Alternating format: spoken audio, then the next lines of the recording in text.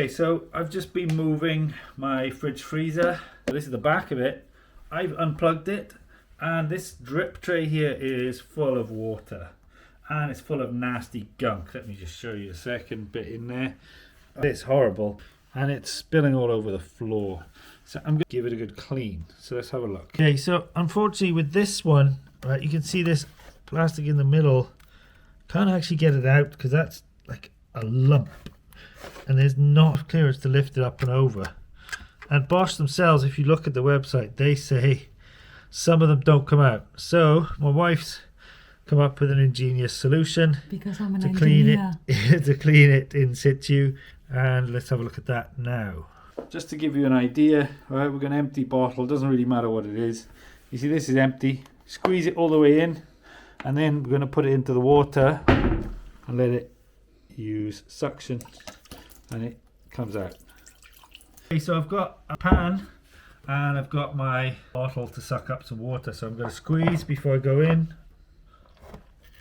All this yucky water and straight into there, and I'm just going to rinse and repeat all the way in, get it down.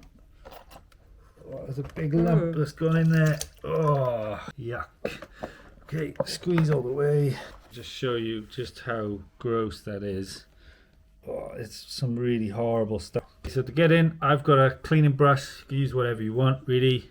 And then I'm going to come in and then just scrape out some of that nastiness from the back. Oh God, really is horrible. And I can actually just get that in with my fingers. Oh, look how horrible that is. And that is all, pretty much all the gunk. Still got some really dirty water though. And just to get the last drips of water out, I'm just going to put an old tea towel in. Just wedge it in so it then gets into the tray. I can direct it with a chopstick. Press down all the way, and then that is going to also have a bit of abrasion and clean it, you know, the surface, and it is coming out dry. Okay, just got a little bit left there. Otherwise you can see it's pretty much bone dry, and we haven't had to remove the drip tray at all.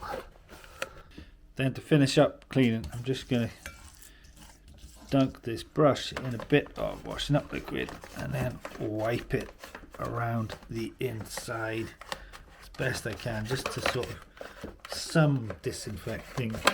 There you go. That is how to clean the drip tray on your fridge freezer.